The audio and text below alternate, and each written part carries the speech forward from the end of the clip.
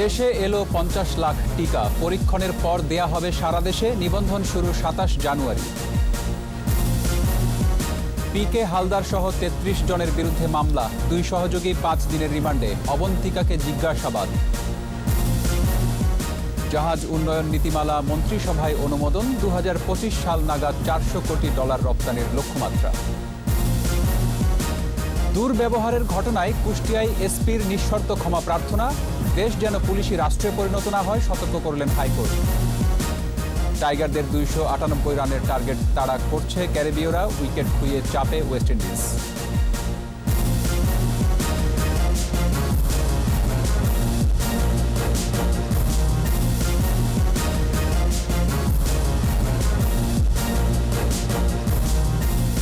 শুনছিলেন first security ইসলামী bank limited সংবাদ শিরোনাম। আমন্ত্রণ জানাচ্ছি সন্ধ্যা 7:21 সংবাদে। সাথে আছি রক্তিম ত্রিপুরা। দর্শক, 21 টেলিভিশনের সংবাদ একই সাথে সরাসরি দেখতে পাবেন আমাদের ফেসবুক পেজ www.facebook.com/2124 অনলাইনে। এছাড়া সংবাদে আরও থাকছে: করোনাকালে অনলাইন ক্লাসের সুযোগে গেমসে আসক্তি, হুমকির মুখে শিশুর মানসিক বিকাশ।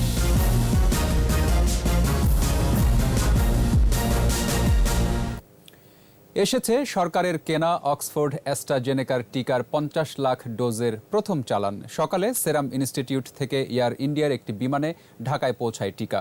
বেক্সিমকো ফার্মাসিউটিক্যালস এর ব্যবস্থাপনা পরিচালক জানিয়েছেন, সব প্রক্রিয়া ঠিক থাকলে 48 ঘন্টা পর থেকেই সারা দেশে সিভিল সার্জন কার্যালয়ে পৌঁছে যাবে এই টিকা। দীপু শিকদারের রিপোর্ট। সোমবার সকাল 11টার কাছাকাছি সময়ে ভারত থেকে ঢাকায় পৌঁছায় করোনার টিকাবাহী এয়ার ইন্ডিয়ার বিমানটি। এই টিকা দেশে আনা হয়েছে সেরামের পরিবেশক বেক্সিমকো ফার্মাসিউটিক্যালসের মাধ্যমে। করোনা ভাইরাসের টিকাগুলো বিমান থেকে নামিয়ে বেক্সিমকোর বিশেষ ফ্রিজার ভ্যানে তোলা হয়। 9টি ফ্রিজার ভ্যান এরপর চলে যায় টঙ্গীতে বেক্সিমকোর ওয়্যার হাউসে। সেখানে প্রতিটি টিকা পরীক্ষা করে দেখা হবে। বেক্সিমকো শীর্ষ নির্বাহী নাজবুল হাসান পাপন জানান, স্বাস্থ্য অধিদপ্তরের কর্মকর্তারা টিকার কার্টুনগুলো প্রথম দেখবেন। পরীক্ষা শেষে জেলায় পাঠানো হবে করোনা টিকা। বহনের সময় কোনো ক্ষয়ক্ষতি হলে তার দায় নেবে বেক্সিমকো। প্রত্যেকটা ব্যাচের স্যাম্পল আমরা ড্রাগ টেস্টিং ল্যাবরেটরিতে পাঠাবো। ওখানটায় যদি ওনারা সব ঠিক থাকে তাহলে আমাদেরকে ছাড়পত্র দিবে। ছাড়পত্র দেওয়ার সাথে সাথে আমরা সেই ভ্যাকসিনগুলা প্রত্যেকটা ডিস্ট্রিক্টে গিয়ে আমরা পৌঁছে দিয়ে আসবো। যদি ওটার ভিতরে কোনো ড্যামেজ, শর্টেজ বা কোনো রকমের সমস্যা থাকে, সেইগুলা আমরা বেক্সিমকো ফার্মা নিয়ে তাদের সরকারকে রিপ্লেস করে দিবে। স্বাস্থ্য অধিদপ্তর এবং ওষুধ প্রশাসনের কর্মকর্তারা জানান, নিয়ম মেনে সারা দেশে বিতরণ করা হবে এই টিকা। 2 ডিগ্রি রাখার যে ডিভাইসটা, টেম্পারেচারটা মনিটরিং ডিভাইসটা, ওটা দেখবো ওটা ঠিক আছে কিনা। ডিস্ট্রিবিউশনও ঠিকমতো হবে, যেভাবে প্রোটোকল দেওয়া আছে সেভাবে সবগুলো জেলায় চলে যাবে। সেরামের তৈরি অক্সফোর্ড অ্যাস্ট্রাজেনেকার টিকা কোভিশিল্ডের 3 কোটি ডোজ কিনতে গত নভেম্বরে চুক্তি হয়। আগামী 6 মাসের মধ্যে এই টিকা পাবে বাংলাদেশ। দীপু শিকদার, 21 টেলিভিশন, ঢাকা। নিবন্ধন ছাড়া কেউ পাবে না কোভিড-19 ভ্যাকসিন। আগামী 27 জানুয়ারি টিকাদান কর্মসূচির উদ্বোধনের সাথেই শুরু হবে নিবন্ধন কার্যক্রম। স্বাস্থ্য নির্দেশিকা অনুযায়ী কোভিড আক্রান্ত ব্যক্তি, 18 বছরের কম বয়সী এবং অন্তঃসত্ত্বা নারী নিতে পারবে না এই টিকা। প্রধানমন্ত্রীর কার্যালয়ে তথ্য ও যোগাযোগ প্রযুক্তি বিভাগের ভ্যাকসিন ম্যানেজমেন্ট সিস্টেম সুরক্ষার আদ্যোপান্ত তুলে ধরে এসব তথ্য দেন সংশ্লিষ্টরা। বিস্তারিত জানাচ্ছেন আকবর হোসেন সুমন। কোভিড থেকে সুরক্ষায় এসে গেছে ভ্যাকসিন। এখন নিবন্ধন প্রক্রিয়া সম্পন্ন করলে পাওয়া যাবে টিকা। তথ্য ও যোগাযোগ প্রযুক্তি বিভাগ বিশেষজ্ঞদের সহায়তায় তৈরি করেছে সুরক্ষা নামে একটি ওয়েব পোর্টাল, যাতে নিবন্ধনের পাশাপাশি মজুদ থাকবে টিকা গ্রহণকারী ব্যক্তির স্বাস্থ্য সংক্রান্ত তথ্য। প্রধানমন্ত্রীর কার্যালয়ে ওয়েব পোর্টাল ব্যবহার করে নিবন্ধনের কৌশল তুলে ধরেন সংশ্লিষ্টরা। ডেট অফ বার্থ এবং এনআইডি দুটো যদি না মিলে তাহলে কিন্তু রেজিস্ট্রেশন হচ্ছে না। তারপরে তৃতীয় ফ্যাক্টর কি, ওয়ান টাইম পাসওয়ার্ড। সো ওই নাম্বারে আসতে হবে যেটা আপনার কাছে আছে, হাতে আছে। প্রধানমন্ত্রীর মুখ্য সচিব জানান, প্রক্রিয়াটিতে স্বচ্ছতা নিশ্চিত করা যাবে। ভারতের বাইরে সবচেয়ে স্বল্প মূল্যে, বিশ্বের সবচেয়ে স্বল্প মূল্যে আমরা পাচ্ছি। সেটাও কিন্তু আমি মনে করি যে একটি চমৎকার কাজ হয়েছে। তার ভিতরে 20 লক্ষ তো আমাদের উপহারও রয়েছে। ভ্যাকসিন পেতে কিছু শর্ত দেওয়া হয়েছে, তবে শর্তগুলো সবই স্বাস্থ্য সুরক্ষা সংক্রান্ত। গর্ভবতী নারী এবং শিশুদের উপরে 18 বছরের নিচে এই টিকার পর্যাপ্ত তথ্য নেই, সেই জন্য আমরা এই মুহূর্তে দিচ্ছি না। কেউ যদি এখন কোভিড আক্রান্ত থাকেন তাকেও দেওয়া যাবে না। ভবিষ্যতেও ভ্যাকসিনেশনের ক্ষেত্রে আমরা এটাকে রোল মডেল হিসাবে ধরে নিয়ে আমরা এগোতে পারবো। কাজে আমরা ডিসকারেজ করব, কিন্তু পরিবর্তিত পরিস্থিতিতে কি হবে সেটা আমরা জানি না। তবে আমরা এখন পর্যন্ত বলছি আমরা এই অ্যাপসের বাইরে কাউকে অ্যালাউ করব না। প্রথম দিনে রাজধানীর 5টি হাসপাতালে 100 জন করে মোট 500 জনকে টিকা দেওয়া হবে। পরে ফেব্রুয়ারির প্রথম সপ্তাহ থেকে সারা দেশে এ কার্যক্রম চালু হবে। একটা ভ্যাকসিনেশন সার্টিফিকেটও গ্রহণ করতে পারবেন। আকবর হোসেন সুমন, 21 টেলিভিশন, ঢাকা। করোনার টিকা প্রয়োগ কর্মসূচি বাস্তবায়ন করতে যাচ্ছে ঢাকা দক্ষিণ সিটি কর্পোরেশন। কর্মসূচি বাস্তবায়নের লক্ষ্যে এরই মধ্যে শুরু হয়েছে লোকবল নির্ধারণের কাজ। ঢাকা দক্ষিণ সিটির উদ্যোগে 3টি হাসপাতালের 100 নার্স ও ডাক্তারকে প্রশিক্ষণ দেওয়া হয়েছে। মাহমুদ হাসানের রিপোর্ট। মেয়র হানিফ অডিটোরিয়ামে বঙ্গবন্ধু শেখ মুজিব মেডিকেল বিশ্ববিদ্যালয়, ঢাকা মেডিকেল কলেজ ও মুগদা জেনারেল হাসপাতালের ডাক্তার ও নার্সদের নিয়ে প্রশিক্ষণ কর্মসূচির আয়োজন করে ঢাকা দক্ষিণ সিটি কর্পোরেশন। টিকাদান কর্মসূচিতে কাজ করা বিশেষজ্ঞ ও কর্মীরা সর্বাগ্রে টিকা পাবে বলে প্রশিক্ষণকালে জানান প্রশিক্ষকরা। পাশাপাশি জনগণের সেবায় নিয়োজিত সরকারি বেসরকারি ব্যক্তি, দীর্ঘমেয়াদী ব্যাধিতে আক্রান্তরাও অগ্রাধিকার তালিকায় রয়েছে বলেও জানান তারা। প্রশিক্ষণে জানানো হয় ইপিআই কার্যক্রমের আওতায় প্রতি মাসে ছুটির দিন ছাড়া সকাল 8টা থেকে বিকেল 3টা পর্যন্ত নির্ধারিত কেন্দ্র এবং হাসপাতাল থেকে টিকা দেয়া হবে। প্রতিজনকে প্রথম ডোজে 0.5 মিলিলিটার প্রতিষেধক দেওয়া হবে। 8 সপ্তাহ পর দ্বিতীয় ডোজেও প্রয়োগ করা হবে সমপরিমাণ প্রতিষেধক। টিকা পরবর্তী করণীয় সম্পর্কেও ডাক্তার নার্সদের নির্দেশনা দেয়া হয় প্রশিক্ষণে। মাহমুদ হাসান, 21 টেলিভিশন, ঢাকা। কোভিড-19-এ 24 ঘন্টায় মারা গেছে আরও 18 জন। মৃতের সংখ্যা বেড়ে 8041। দেশে করোনায় মৃত্যুহার 4.06%। স্বাস্থ্য অধিদপ্তরের তথ্য অনুযায়ী 325তম দিনে দেশে 200 ল্যাবে করোনা পরীক্ষা হয়েছে 14,829। এর মধ্যে করোনা শনাক্তের সংখ্যা 602। মোট শনাক্ত 5,32,401। নতুন 566 জন সহ সুস্থ 4,76,979। এ পর্যন্ত শনাক্তের হার 14.91%, সুস্থতার হার 89.59% এবং মৃত্যুহার 1.51%। করোনা পরীক্ষা হয়েছে 35,70,387। ভুয়া ও কাগুজে 5টি প্রতিষ্ঠানের নামে ঋণ অনুমোদন ও আত্মসাতের অভিযোগে বিদেশে পালিয়ে থাকা পিকে হালদার সহ 33 জনের বিরুদ্ধে 5টি মামলা করেছে দুদক। এদিকে পিকে হালদারের বান্ধবী অবন্তিকা বড়ালকে 3 দিনের হেফাজতে নিয়ে জিজ্ঞাসাবাদ শুরু করেছে সংস্থাটি। আর গ্রেপ্তার অপর 2 সহযোগী উজ্জ্বল ও রাশেদুলের 5 দিন করে রিমান্ড মঞ্জুর করেছেন আদালত। বিস্তারিত জানাচ্ছেন দীপু সারোয়ার। 3,500 কোটি টাকা আত্মসাৎ ও অর্থ পাচারের অভিযোগ নিয়ে কানাডায় পলাতক আছেন রিলায়েন্স ফাইন্যান্স ও এনআরবি গ্লোবাল ব্যাংকের সাবেক ব্যবস্থাপনা পরিচালক পিকে হালদার।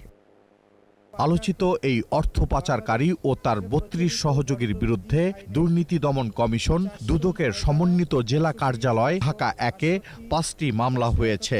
মামলায় ভুয়া ও কাগুজে প্রতিষ্ঠানের নামে 351 কোটি টাকার ঋণ অনুমোদন ও আত্মসাতের অভিযোগ আনা হয়েছে।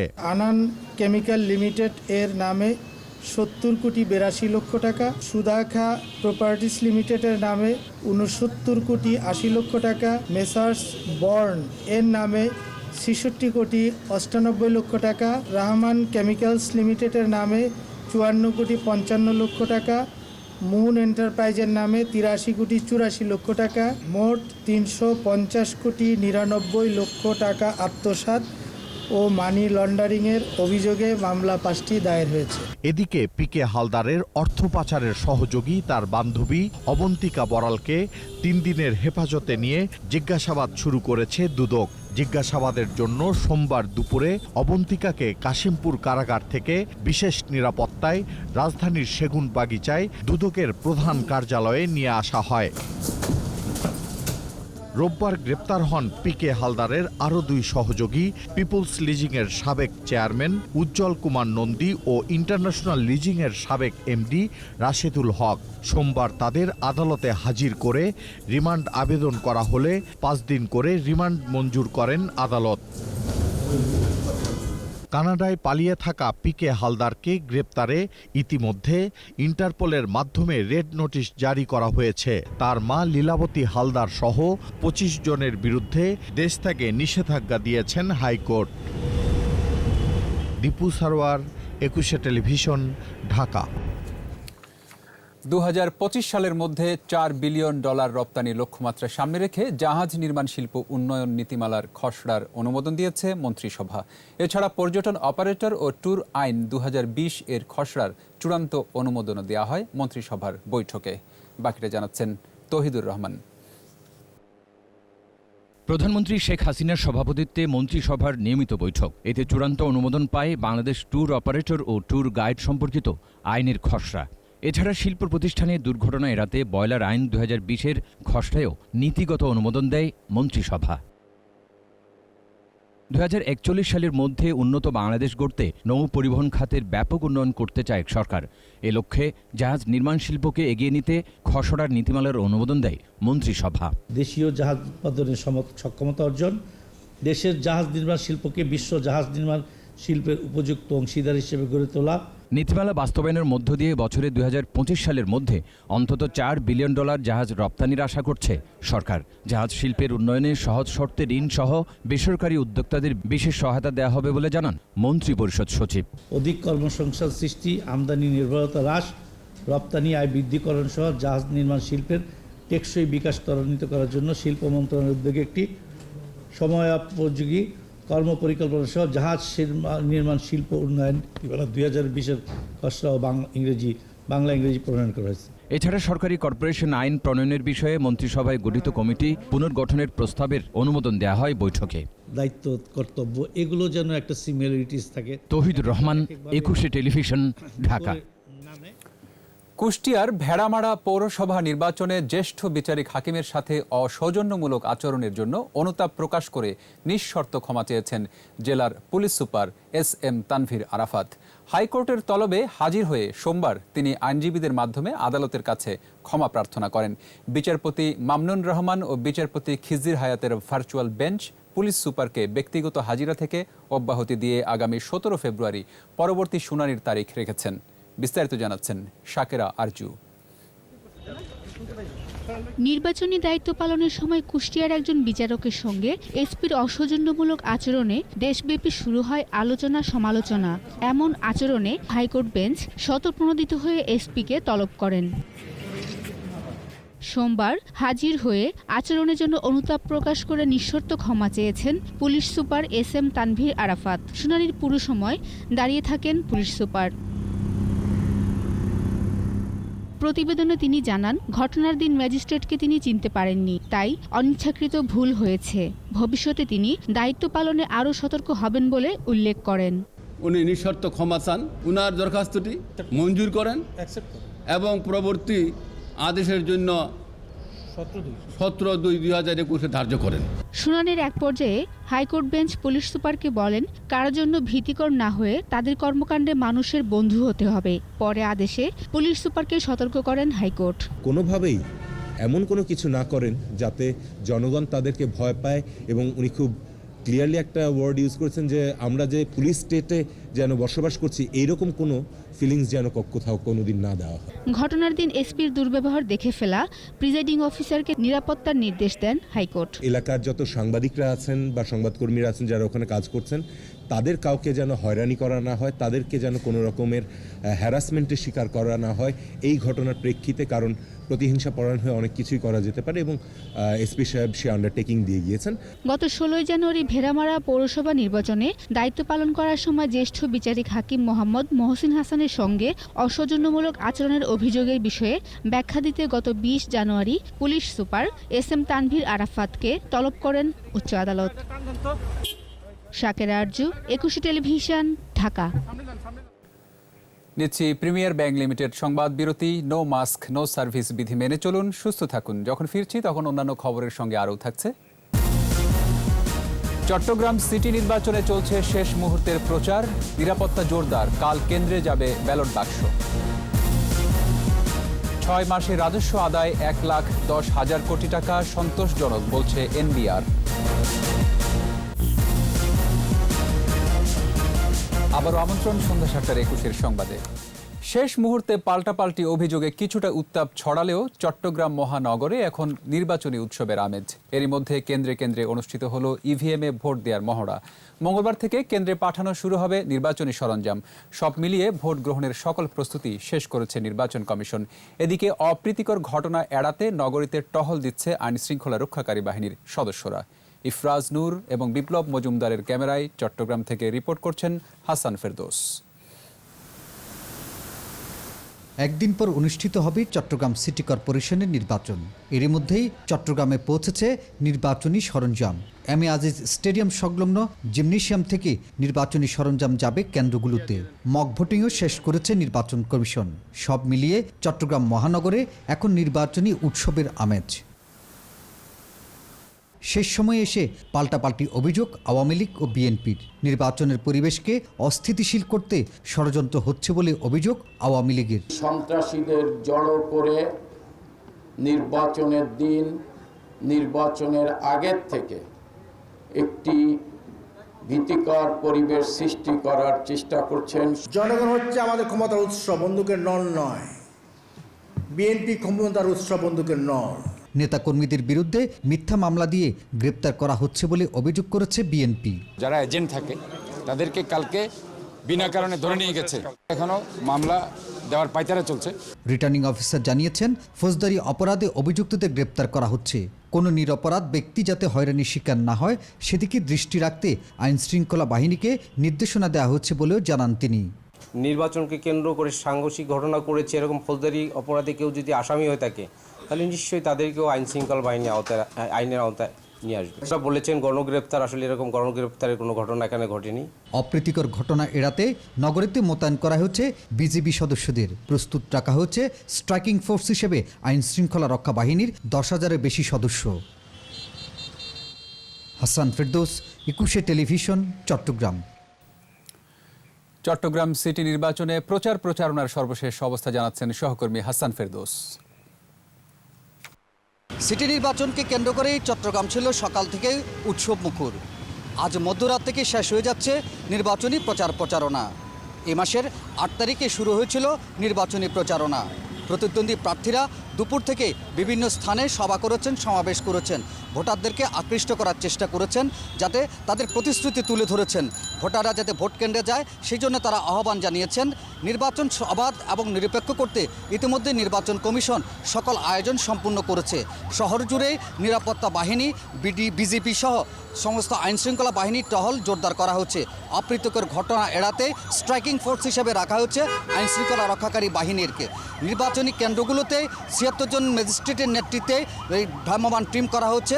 420টি কেন্দ্রে এই ভ্রাম্যমাণ টিম সহ তাদের কার্যক্রম পরিচালনা করবেন এবং সেখানে প্রতিটি কেন্দ্রে 18 জন করে আইনশৃঙ্খলা বাহিনীর সদস্য থাকবেন। সাধারণ যে 320টি কেন্দ্র আছে সেটিতে 16 জন করে আইনশৃঙ্খলা বাহিনীর সদস্য থাকবেন।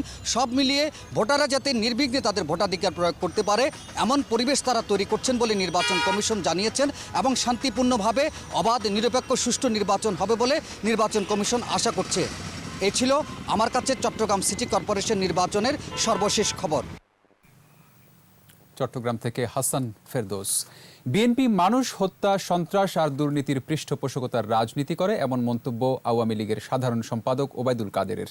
সরকারি বাসভবন থেকে নিয়মিত ভার্চুয়াল ব্রিফিংয়ে দলটির রাজনৈতিক কর্মসূচির সমালোচনা করে বলেন, বিএনপির কর্মসূচিতে জনগণই আতঙ্কিত। আসলে বিএনপির মুখে শান্তিপূর্ণ আন্দোলনের কথা ভূতের মুখে রাম রাম ধ্বনির মতো। আন্দোলনের নামে সহিংসতা ছড়ানো, মিছিলের নামে জনগণের সম্পদ পুড়িয়ে দেয়া, এটা কি শান্তিপূর্ণ আন্দোলন?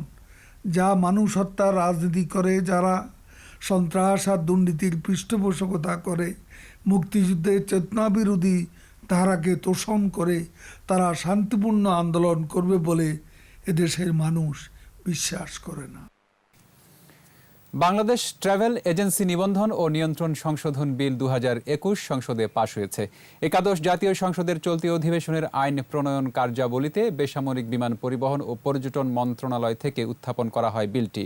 2013 এর এই বিলের সংশোধনীতে জনমত যাচাইয়ের প্রস্তাব কণ্ঠ ভোটে নাকচ হয়। অনিয়ম কিংবা দুর্নীতির জন্য এজেন্সির সনদ বাতিল না করে অর্থদণ্ডের বিধানের সমালোচনা করেন বিরোধী দলীয় সাংসদরা। পরে প্রতিমন্ত্রী মন্ত্রণালয়ের অবস্থান তুলে ধরেন। যে জায়গায় দুর্নীতি হয়েছে মাননীয় প্রধানমন্ত্রীর নির্দেশে এবং আমাদের মন্ত্রণালয়ে আমরা খুব ড্রাস্টিক অ্যাকশন নিয়েছি। যে অ্যাকশন হয়তো না নিলেও পারতাম, সেই ধরনের অ্যাকশন আমরা নিয়েছি, যাতে এমন মেজার হয় ভবিষ্যতে কেউ দুর্নীতির সাহস না পায়। বিমানের এই ব্যবস্থা, এটা বিএনপি শাসন আমলে বিমানকে যে জঘন্য অবস্থায় এনে তুলে দিয়েছেন, এটা আরও রক্ষা করতে গেলে আমাদের আরও পরিশ্রম করতে হবে। চলতি অর্থ বছরের প্রথম 6 মাসে রাজস্ব আদায় হয়েছে 1,10,000 কোটি টাকা। এই অর্থ লক্ষ্যমাত্রার চেয়ে 30,000 কোটি টাকা কম হলেও করোনা সংকটের মাঝে এই আদায়কে সন্তোষজনক বলছে এনবিআর। আন্তর্জাতিক কাস্টমস দিবস উপলক্ষে সংবাদ সম্মেলনে এই তথ্য জানান এনবিআর চেয়ারম্যান। মেহেদী হাসানের রিপোর্ট। চলতি অর্থ বছরে এনবিআর এর রাজস্ব আদায়ের লক্ষ্যমাত্রা 3,30,000 কোটি টাকা। এর মধ্যে প্রথম 6 মাসে অর্থাৎ ডিসেম্বর পর্যন্ত লক্ষ্যমাত্রা ধরা হয়েছিল 1,41,225 কোটি টাকা। কিন্তু গত মার্চে করোনা আঘাত হানার পর স্থবির হয়ে যায় ব্যবসা বাণিজ্য, ভাটা পড়ে কর আদায়ে। ফলে 2019-20 অর্থ বছরের 3,25,000 কোটি টাকা লক্ষ্যমাত্রার বিপরীতে আদায় হয়েছে 3 লাখ কোটি টাকা। চলতি অর্থ বছরের প্রথম 6 মাসেও বজায় রয়েছে একই ধারা। কাস্টমস, ভ্যাট এবং ইনকাম ট্যাক্স 3 বিভাগের কর্মকর্তা কর্মচারীরা কিন্তু অক্লান্ত পরিশ্রম করেছেন রাজস্ব আদায়ের জন্য। এবং এই গত বছর এই সময় আপনারা জানেন যে করোনা ছিল না, করোনার প্রভাব এই সময় আসেনি। গত বছর স্বাভাবিক অর্থনীতি ছিল। এবার এই করোনাকালীন স্থবির অর্থনীতির ভিতরেও আমাদের যে অর্জনটি, সেটি হচ্ছে আমাদের এই 3 বিভাগের কর্মকর্তাদের অক্লান্ত পরিশ্রমের ফসল। করোনা সংকটের কারণে রাজস্ব আদায়ে কঠোর অবস্থানে যেতে পারেনি এনবিআর, তবে বাকি সময়ের মধ্যে লক্ষ্যমাত্রা অর্জনের ব্যাপারে আশাবাদী তারা। ভ্যাকসিন সহসাই দেওয়া শুরু হবে এবং মানুষের ভিতরে করোনা ভীতি দূর হবে, করোনার প্রকোপ কমে আসবে, দেশ স্বাভাবিক অর্থনীতিতে ফিরে আসবে এবং আমরা আমাদের এবারের যে টার্গেট, সেই টার্গেট অ্যাচিভ করার পথে অনেক দূর অগ্রসর হতে পারবে। মঙ্গলবার পালিত হবে আন্তর্জাতিক কাস্টমস দিবস। বৈশ্বিক মহামারীর কারণে এবারের আয়োজন হবে সীমিত পরিসরে। মেহেদী হাসান, 21 টেলিভিশন, ঢাকা। 2020 সালে বাংলা একাডেমি সাহিত্য পুরস্কার পেয়েছেন 10 জন কবি ও লেখক। বিকেলে সংবাদ সম্মেলনে বাংলা একাডেমির মহাপরিচালক হাবিবুল্লাহ সিরাজি পুরস্কার প্রাপ্তদের নাম ঘোষণা করেন। তারা হলেন কবিতায় মোহাম্মদ সামাদ, কথা সাহিত্যে ইমতিয়ার শামীম, প্রবন্ধ বা গবেষণায় বেগম আক্তার কামাল, অনুবাদে সুরেশ রঞ্জন বসাক, নাটকে রবিউল আলম, শিশু সাহিত্যে আনজির লিটন, মুক্তিযুদ্ধ ভিত্তিক গবেষণায় শাহিদা বেগম, বিজ্ঞান বা কল্পবিজ্ঞানে অপরেশ বন্দ্যোপাধ্যায়, আত্মজীবনী, স্মৃতিকথা বা ভ্রমণ কাহিনীতে ফেরদৌসী মজুমদার এবং ফোকলোর সাহিত্যে মোহাম্মদ হাবিবুল্লাহ পাঠান এই সম্মাননা পেয়েছেন। এবার 18 মার্চ বইমেলার উদ্বোধনী অনুষ্ঠানে সরাসরি বা ভার্চুয়ালি বিজয়ীদের পুরস্কার তুলে দেবেন প্রধানমন্ত্রী শেখ হাসিনা। করোনাকালে ইলেকট্রিক ডিভাইস ব্যবহারে হুমকির মুখে শিশুর মানসিক বিকাশ। অনলাইনে ক্লাস করতে গিয়েই মোবাইল ও ল্যাপটপ নির্ভর হয়ে পড়ছে শিশুরা, আর এ সুযোগেই অনলাইন গেমে আসক্তি আসছে। মনোবিজ্ঞানী মেখলা সরকার জানালেন, অনলাইন অভ্যস্ততা শিশুর হাড়, সন্ধি ও পেশির সমস্যার পাশাপাশি মনোবিকাশের জন্যও বাধা। এই অবস্থায় অভিভাবকদের সচেতন হওয়ার পরামর্শ এই বিশেষজ্ঞের। রিপোর্টে বিস্তারিত জানাচ্ছেন আকবর হোসেন সুমন। গত 1 বছরেই করোনা মহামারীর কালো ছায়া ঘিরে রেখেছে শিক্ষাঙ্গনকে। সংক্রমণ শুরুর পর থেকে গত 17 মার্চ থেকে বন্ধ শিক্ষা প্রতিষ্ঠান। তবে শিক্ষাক্রমের ধারাবাহিকতা রক্ষা ও অভ্যস্ততা রাখতে চালু করা হয় অনলাইন পাঠদান। তবে দীর্ঘমেয়াদে আছে ভয়াবহ প্রভাব। বিশেষ করে শিশুদের মানসিক ও শারীরিক বিকাশে স্থবিরতা সৃষ্টি করতে পারে, অথবা দৈহিক বিন্যাসেও আসতে পারে অস্বাভাবিক পরিবর্তন। অনলাইন ক্লাসে অংশ নিতে দ্বারস্থ হতে হয় স্মার্টফোন কিংবা ল্যাপটপে। নির্দিষ্ট সময়ের পাঠ গ্রহণ শেষে কৌতূহলবশত শিশুরা ঘাঁটতে শুরু করে ভার্চুয়াল দুনিয়া। কেউ বা গেমসের প্রতি আসক্ত হয়ে ওঠে। আগে স্কুলটাই ভালো ছিল, এখন অনলাইন ক্লাসে বোরিং লাগে। আগে ফ্রেন্ডের সাথে আমরা ভালো মতন খেলতে পারতাম, এখন খেলতেও পারি না। সুযোগ দিতে কতটা বাধ্য অভিভাবকরা এ নিয়েও আছে নানা প্রশ্ন। অনিয়মের কারণে বাচ্চারা বেশি মোবাইলের প্রতি ঝুঁকে গেছে। ওরা যত রকমের গেমস আছে, ব্লগগুলো আছে, এগুলো সবসময় দেখার প্রতি তাদের ঝোঁকটা আরো বেড়ে গেছে। দীর্ঘ সময় ইলেকট্রনিক ডিভাইস ব্যবহারে হাড়, সন্ধি ও পেশির সমস্যা প্রকট হয়। পাশাপাশি ভয়াবহ প্রভাব পড়ে শিশুর মানসিক স্বাস্থ্যে।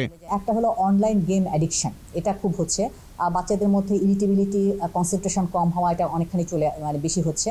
সাথে আর একটা প্রবলেমও হচ্ছে অনলাইন ক্লাসের মধ্যে যেহেতু অনেকখানি সুপারভাইজ করতে পারছে না, বিশেষ করে যারা মোবাইলে হয়, দেখা যায় যে অনলাইন ক্লাসের মাধ্যমে অন্যান্য নানা রকমের চ্যাট বক্সে তারা ঢুকে যাচ্ছে, অনেক রকমের গ্রুপ অ্যাক্টিভিটির মধ্যে ঢুকে যাচ্ছে। কাজেই বাচ্চারা কিন্তু অনেক বেশি একটা এক্সপোজার হচ্ছে, অন্যান্যদের সাথে নানা রকমের রিলেশনশিপ বিল্ড আপ হচ্ছে।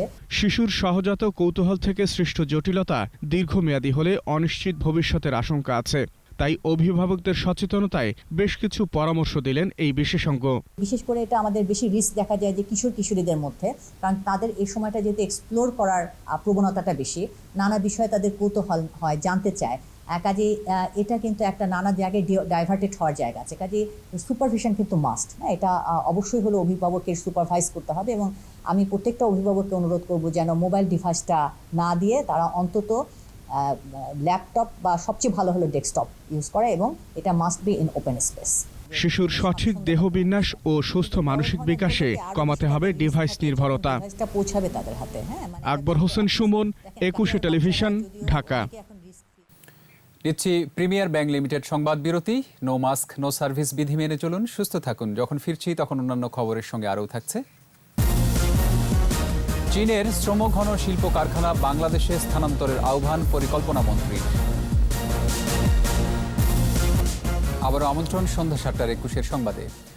বাংলাদেশে বিনিয়োগ বাড়াতে চীনের ব্যবসায়ীদের প্রতি আহ্বান জানিয়েছেন পরিকল্পনা মন্ত্রী এম.এ. মান্নান। চীন বাংলাদেশ ইনভেস্টমেন্ট সামিট শীর্ষক ওয়েবিনারে পরিকল্পনা মন্ত্রী বলেন, 2025 সালের মধ্যে বিশ্বের শীর্ষ অর্থনীতির দেশ হতে যাচ্ছে চীন। এমন পরিস্থিতিতে চীনের শ্রমঘন শিল্প কারখানা বাংলাদেশে স্থানান্তরের আহ্বান জানান তিনি। বলেন, চীনের সঙ্গে বাংলাদেশের গভীর বাণিজ্যিক ও বন্ধুত্বপূর্ণ সম্পর্ক রয়েছে। বাংলাদেশ বিনিয়োগ উন্নয়ন কর্তৃপক্ষ ও স্ট্যান্ডার্ড চার্টার্ড ব্যাংকের এই ওয়েবিনারে বিনিয়োগের পরিবেশ, সম্ভাবনাময় বিভিন্ন খাত ও বাংলাদেশ সরকারের নেয়া নানামুখী উদ্যোগ তুলে ধরা হয়।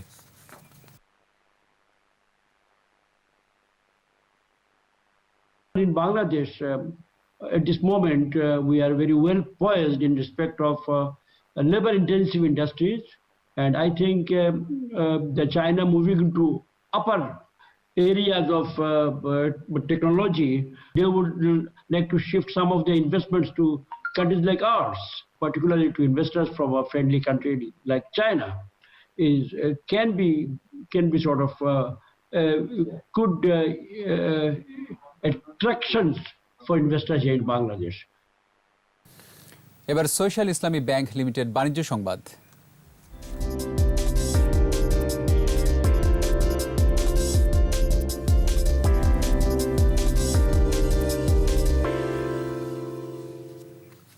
দেশের বাজারে দুটি নতুন মডেলের মোটরসাইকেল আনলো কেটিএম বাংলাদেশ রানার অটোমোবাইলস। ভালুকার পাড়াগাঁওয়ে রানার অটোমোবাইলস কারখানায় এক অনুষ্ঠানে কোম্পানির ব্যবস্থাপনা পরিচালক ও প্রধান নির্বাহী সিরাজুল চৌধুরী কেটিএম মডেলের মোটরসাইকেল দুটির উদ্বোধন করেন। এ সময় জানানো হয়, ভবিষ্যতে এই মডেলের মোটরসাইকেল বাংলাদেশে তৈরির চিন্তা ভাবনা করা হচ্ছে।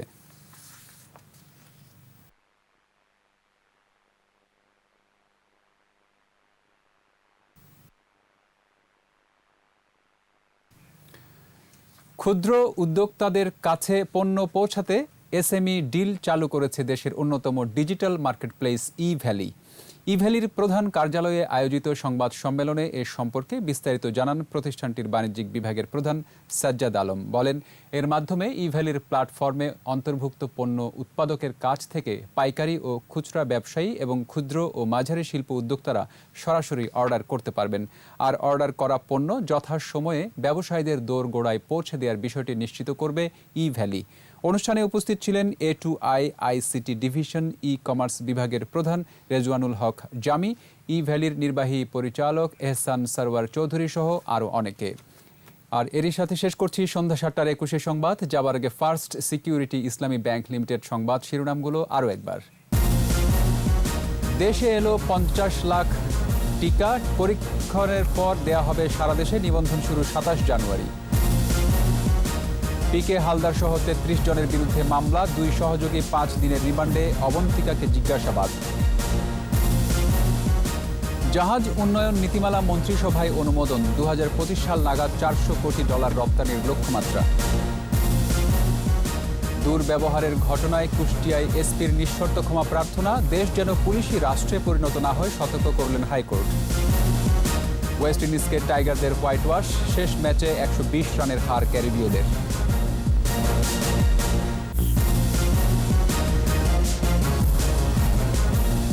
সর্বশেষ খবর জানতে ডায়াল করুন 2021 নম্বরে আর ভিজিট করুন ekushe-tv.com ওয়েবসাইটে। এছাড়া ফেসবুকে লগ ইন করতে পারেন facebook.com/ekushe24 অনলাইনে। পরের সংবাদ রাত 9টায় দেখার আমন্ত্রণ রইল। স্বাস্থ্যবিধি মেনে চলুন, সুস্থ থাকুন।